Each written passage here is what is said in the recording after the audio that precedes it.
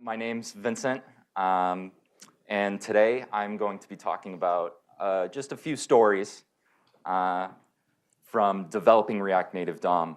To start off, just a little bit about me.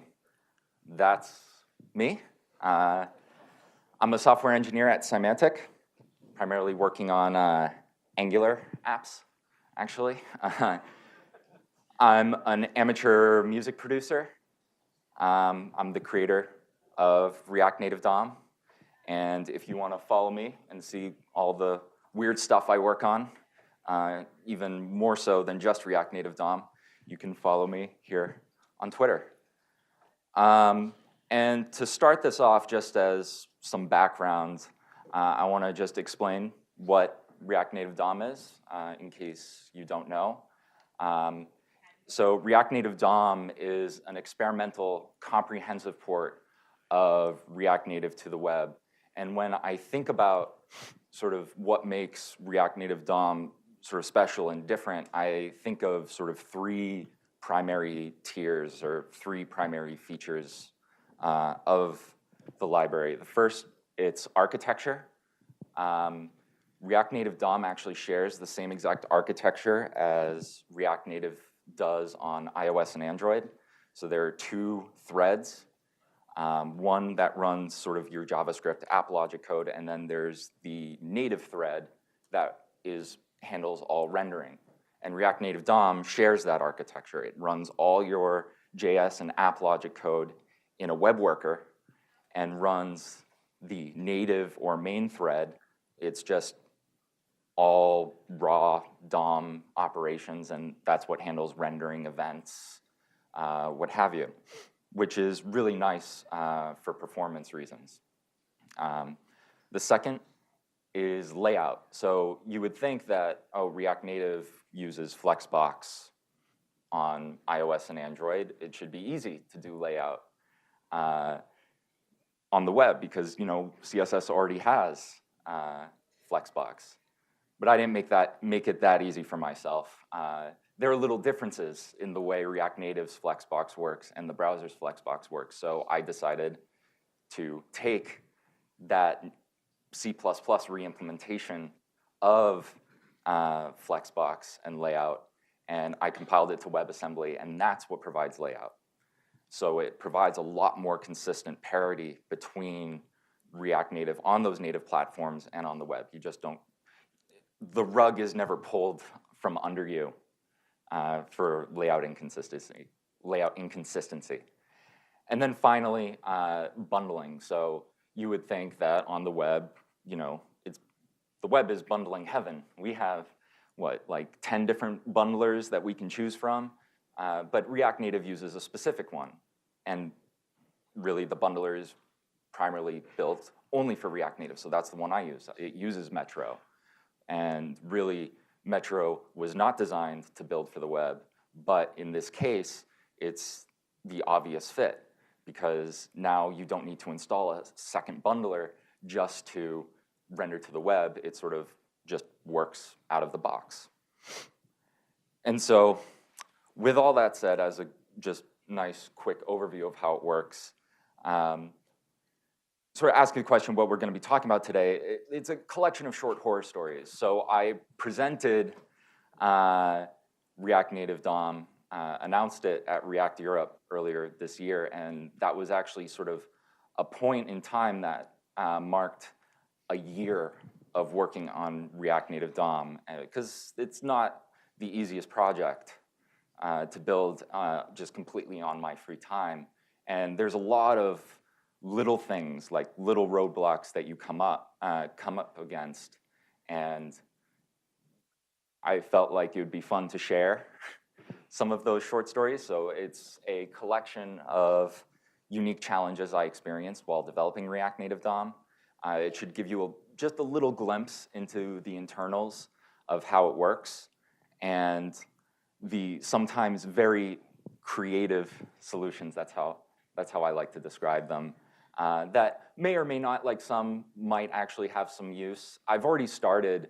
I think my web development got better just from doing this project. I have a huge, now it it forces you to really understand how the browser works, because you really need to squeeze it for everything it has to build something like this. And the first story I want to talk about is React Native's backhandler API. So for React Europe, I built this demo. I wanted to really showcase React Native DOM with a really clean demo. And this is what I built, the movie demo. And I'm primarily an iOS user. And so I tested mostly on iOS. And it was working great. You know, all the swipe to go back gestures worked correctly. It felt really native. But as the React Europe talk came closer and closer, I basically thought of, oh no, I'm going to be giving out the link to this demo, and I don't have an Android phone. What if half the people launch it and it just doesn't work? So I bought a used Android phone and tested on it. There were a few bugs, but it actually worked pretty well. But the one thing I didn't take into account was this thing. So React Native DOM didn't even really support like changing the URL at the time, and it still doesn't really. I'm still working on it. It's a really hard problem, but it was extremely jarring to hit that back button and literally always leave the app.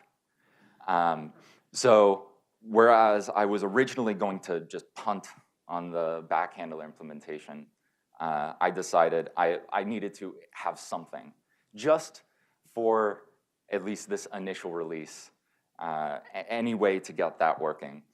And so to show you how backhandler works in React Native, this is the most basic sort of pseudocode example.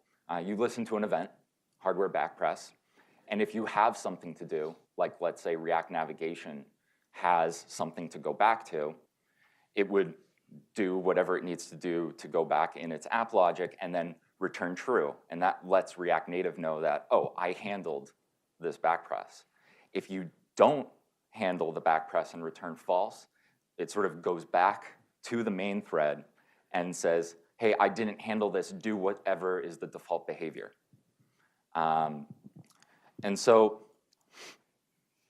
in React Native, sort of on the main thread, it's triggered, that backpress event is triggered from a module called Device Manager. And you send the event from the event dispatcher, which the bridge provides. And so if we think of just basically going through the steps of what I described, there's not actually too much to this. So like, let's say the invoke default backpress handler method will just be, oh, you just go back. That's the default thing. Leave the web page and go back to your previous state in your navigation stack. And then for setting up the backhandler and sending the events, you would listen to the onPop state, right? Prevent the default behavior, and then dispatch the hardware backpress. Simple, right? There's a problem in this code. Does anybody know what the problem is? Like most things on the web, nothing is easy. The problem is with this.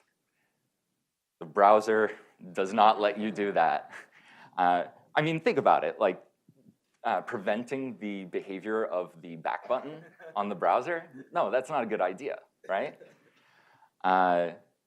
So when thinking about this, it makes sense, yeah, so it makes sense that this isn't allowed, but I'm sure everybody's experienced going on a website and somebody breaking the back button. You can't leave, right? Mostly done by really shady sites that want to steal your information and never want you to leave. So it was definitely possible. So I needed to channel that really sketchy behavior to get this to work. And so that's sort of what I did. So if we think about this, the navigation stack as this sort of array of blocks, this is just a visualization. If we just went back, we'd leave the page, and we can't prevent default on that. So we can't prevent that. And the moment you leave the page, you're done. Like, your code is no longer running. So instead, what we do is immediately when the app is started, we push a dummy buffer state. And so then, when you go back, you're still on your page, and that's when you send the hardware backpress event. And then immediately, once you send the event, you push another buffer so that you stay on the page. And then what that means is that when, let's say, you get that invoke default backpress handler called, you just go back 2 times. And this is how this worked. And so if we actually change the code to do that, this is sort of what that looks like. We immediately push a buffer state. I'm actually really still not completely sure how this PushState API works. It's just that I don't know why I need 2 nulls, and I don't know what the name does, but it worked. And so I'll come to this later, but I added a little sort of flag for should block history for determining if we should actually block it. And the key here is because we also, in response to the on-pop state, repush the buffer state. And then we update history.go to be history.go -2. And this is sort of the key. The reason why I added that should block history flag was, if you think about it, history.go -2, that triggers an on-pop state. So if we don't set should block history to false, we would get actually in like almost an infinite loop of going back, sending the backpress event, and then invoking the default, which causes a pop state, yeah, as you see. And yeah, this is disgusting. But as some good news, it no longer is in the core. I almost immediately removed it after that initial demo, as I continued to work on actually getting true browser state working. But yeah, like this is the sort of stuff that I had to do. Some like really disgusting stuff that like only scammers use, techniques like that, but into a library that's done on purpose for the purpose of user experience. So the next, moving on to the next story, I want to talk about something like really small and really sort of mundane and doesn't really make sense to have on the web, which is the images tintColor prop. So the React Native documentation describes tintColor as changing the color of all non-transparent pixels of the image to a tint color. And what this means is that, let's say in React navigation, this is a close-up of the back button. That sort of icon of the back button isn't like a vector image or like SVG or anything. It's an actual image. So when you change the tint color, you actually need to change the color of those pixels. And the web doesn't have a primitive for this, because why would we need one? We have SVG, which is a lot more efficient. This is really an artifact of the way iOS does icons. On iOS, they actually expect you to have it as a rasterized image and use their tintColor API. And I was initially going to punt on this as well, but then I started using React Navigation, which has this back button, and it just looked unsightly having it be a different color and not being able to change it. But I had no idea how to do this. There was no CSS property that lets you do this. And for the longest time, this was not implemented, and I actually was sort of accepting that it wasn't going to be possible. But every so often, I visit a site called, which is the WICG Discourse Forum, which is a forum for discussing new proposals, upcoming web APIs. This is how I personally keep up with all of the sort of proposed web APIs. And even better than that, usually when somebody proposes something new in CSS or JavaScript, some of the first conversations that occur are, how could we do this today? Because that's sort of a proof of concept. If people use it and sort of work around the current browser APIs to accomplish the same thing, it will show a use case and will give sort of indication of its priority and if it's really necessary or not. And I stumbled across a post called Cover Overlay Filter Proposal, which was basically exactly what I was thinking of. And then, lo and behold, when we scrolled down, somebody suggested using an SVG filter, a dynamically created SVG filter, to accomplish the same thing. And he says, actually, most sort of first-class CSS filters start as SVG filters, and in some cases are actually behind the scenes implemented as SVG filters. And I mostly lurk on this site. This is like the one of 2 posts I've ever made on the site. Basically, I'm not very familiar with SVG, and I typed out his code verbatim, and it didn't work. And he, like, just an awesome dude, just immediately came back with a code pen showing off, and it didn't work in Safari or Edge, but it worked in Chrome and Firefox. So I was kind of like, at least partially, I got it. And so this is sort of what it looked like, at least the SVG generation code. It was actually just a string, a parameterized string. Whenever you sent the tintColor code, you actually had to regenerate the entire SVG tree and sort of remount it and give it a new ID because you can't really parameterize SVG filters like this, or at least not that I know of.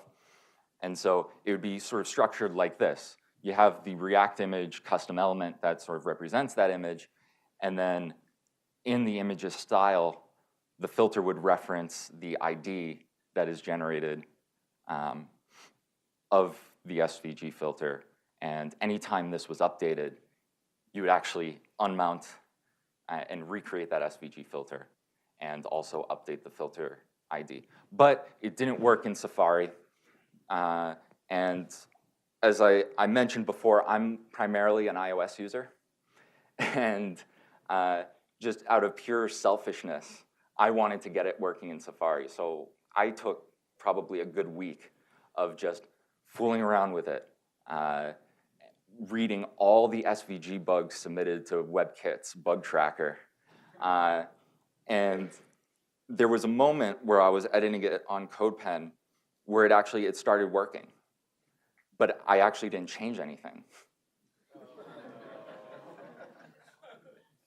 So I got to thinking, what does CodePen do on reloading? Can anybody guess what the issue is? It completely doesn't make sense. And what fixed this on Safari? That is it. The SVG filter needs to be defined before the image. Safari actually cares about the order of the HTML elements in that way. And so that was fun. It still doesn't work in Edge, but I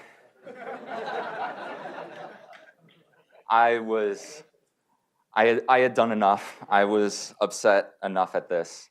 So yeah. So Yeah, I'm still upset about this, if you can't tell. But let's get that out of my mind. I'm already getting a little worked up. So let's move on to yoga and WebAssembly.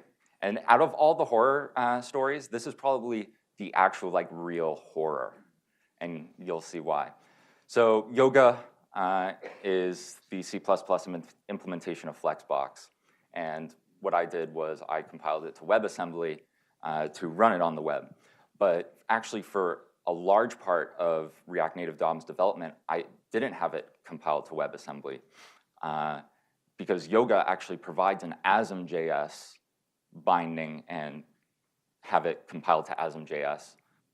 It already had that. And this is sort of what it looked like in using it. You have a shadow view, which represents the shadow tree that calculates layout, and each of those nodes has a yoga node attached to it. Relatively simple stuff. You just import sort of my wrapper bindings around it and just use it, right? Simple enough. This is not the case with WebAssembly. You cannot just import a WebAssembly module and use it. If you look at Chrome's blog, they have a good article that shows how to load a WebAssembly module. And this is just a lot. And for the most part, the issue isn't just the number of calls that are necessary to instantiate a WebAssembly module. emscripten, which is what I use to compile the C++ to WebAssembly, actually handles a lot of this for you. But the real concern is all those await calls. You cannot synchronously access or import a WebAssembly module. And technically you can, there is an API to do that, but Chrome does not allow you to synchronously instantiate a WebAssembly module if it's larger than 4 kilobytes. And since Yoga is like over 100, it's definitely not a go. So if we go back to this example, this just won't work. I slightly changed it based off of when I made the change to WebAssembly, I slightly changed the API. But it's basically the same thing. And you can't instantiate this because you don't have access to the module yet. It needs to be asynchronously instantiated. So what I ended up doing at first was something like this.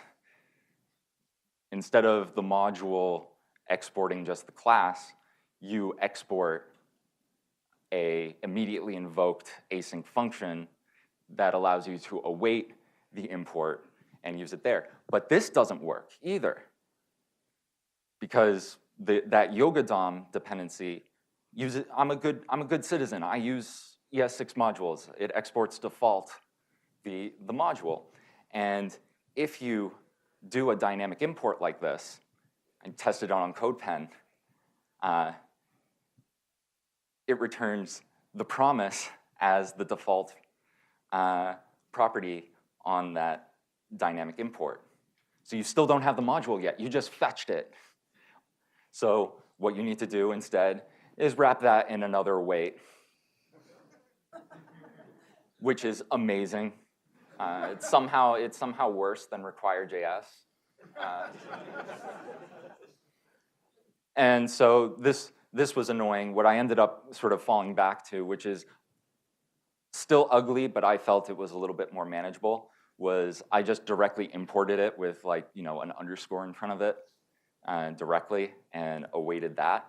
And for the longest time, this was actually how it was done. But there's a problem. This isn't the only module you have to do this to. We need to think about what other code needs to change to just accommodate this one change in sort of module structure. You need to change all shadow views to do this, meaning if we're asynchronously instantiating this shadow view, any class that extends that shadow view needs to have access to that module, so it needs to be refactored to have this immediately invoked expression. All the view managers which use these shadow views, basically anything that uses React Shadow View needs to be refactored in that same way. And it's not fun at all. And then the bridge that initializes all of these modules needs to support asynchronous and synchronous modules at the same time, so you need to refactor that. And then flow just sort of blows up when you do things this way. It just loses all type information. And with a project this big, you need those types to tell you when things are going wrong. And that was really the straw that broke the camel's back. So what I ended up doing instead was,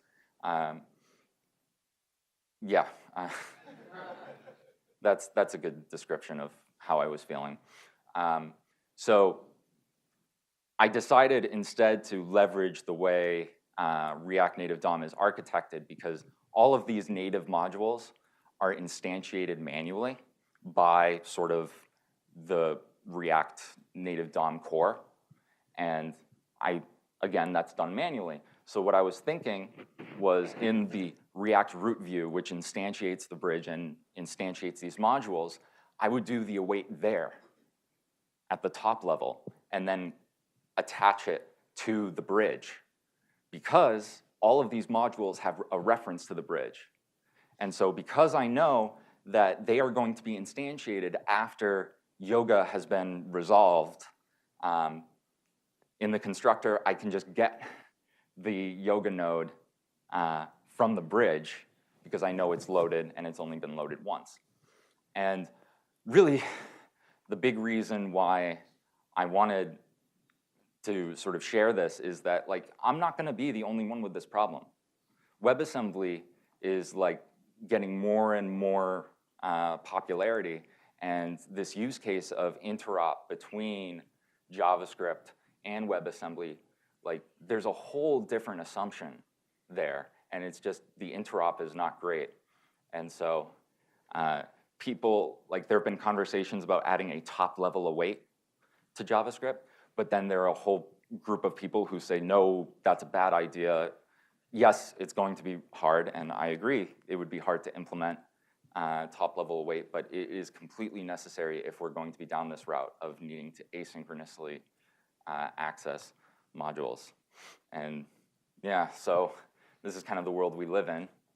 And yeah, I don't know. It's just, I want to use WebAssembly more, and it actually seems like the best use case for WebAssembly is if you go all WebAssembly, because, you know, it's all C++ code, it's compiled together. But I'm really hoping that in the future we can improve this. For the last sort of horror story, it's not so much a horror story, but I wanted to bring this back to last year at React Boston, and I want to talk about layout animations. If any of you were here last year, you may remember I gave a lightning talk about doing native layout animations on, in the browser with native CSS and native CSS layout. And it was actually kind of a disingenuous talk, because I was working on React Native DOM while I gave the talk. I just hadn't revealed that I was working on it yet. And I had already implemented layout animations before using Yoga, and I just sort of ported that implementation to just normal CSS just to be able to give a talk. And I think the most disingenuous thing that I had in that presentation was in this slide, primarily the first 2 bullet points. The fact that I said that there's no perfect way to animate changes in dimensions using only transforms and elements with children. Because if you animate scale, it's going to stretch and squash your children. And it was disingenuous of me to say that that was a remaining challenge, because I had actually solved that before. And it was solved in React Native DOM. And so instead of actually talking about layout animations, I'm going to go into a little bit to just sort of complete my talk from last year. I'm going to talk about animating dimensions without distorting children. So as a sort of concrete example, here's a box with a box inside it that's 300 by 300. And what we want to do is animate it to a box that's 900 by 400. If anybody remembers the talk from last year, the process is basically you render the result, sort of where you want to go, and then you use only transforms to make it look like the previous state. And then you just animate back to 0. That's what you do. So if we do this with transforms and we kind of go step by step, this is only a dimension change. So we only need to worry about scale. So for the x-axis, the width, we just take the previous width, divide it by the current width, and that gives us our scale factor. When we do that, it does that. And that we already see the problem with using this sort of property. But if we do y, it's the same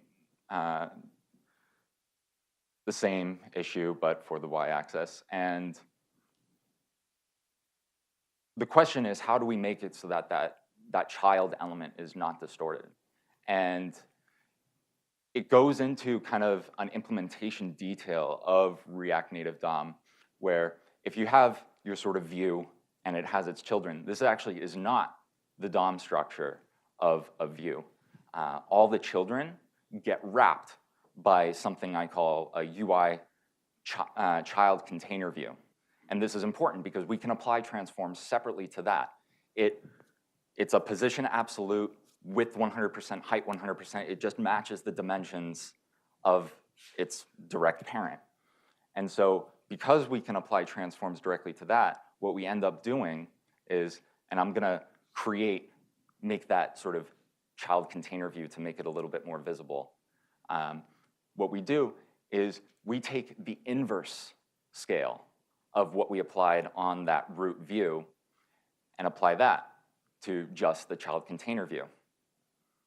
And if we do the same for y and remove that, we now have an undistorted child inside. And it's also, I didn't put it in the slides, but it's important to also remember that transform origin always needs to be like top left. It can't be at the center, just because that's how just coordinate systems work best with these transforms. And so now that we have that, all that's left to do is animate back to the identity transform, or the transform that like just does nothing. And if we do that, I don't know if you can see that. That's not perfect.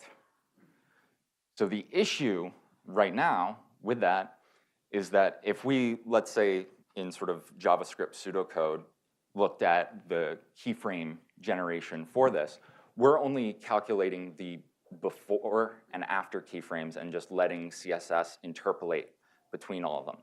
Well, the reality is that the inverse needs to be the inverse at every point in time. It cannot just be the inverse at the beginning and the end.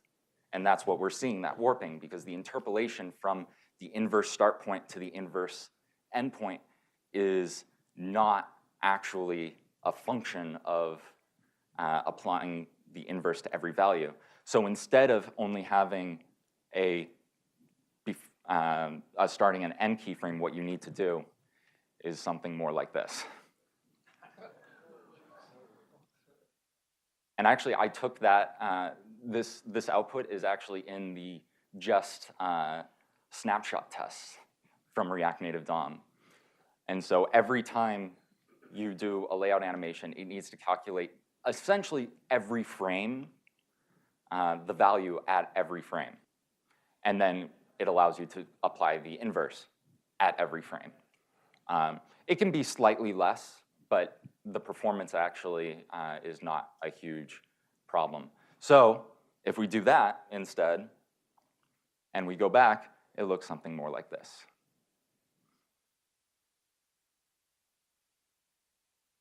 Which I think looks a lot better. Now, it's not perfect. React Native DOM's layout animations are not perfect. If I actually do it really quickly, you can see. That's mainly just because I use the Web Animations API, and it doesn't really handle interruptions very well. But yeah, so those were my stories.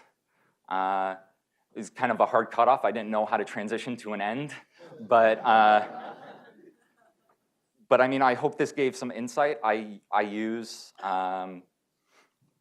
these tricks, especially that inverse scale trick, all the time in just general web development, and I'm hoping that it will inspire other people to create some really awesome stuff with layout animations, because that's not really a primitive we have access to on the web previously. And I really think that in order to create rich experiences, that's going to be crucial to have access to those sorts of APIs. Again, you can follow me at this Twitter handle, and when you have the time, check out React Native DOM. I think it's kind of cool. It's experimental, but it's really cool, and I think we can learn a lot from it. Thanks.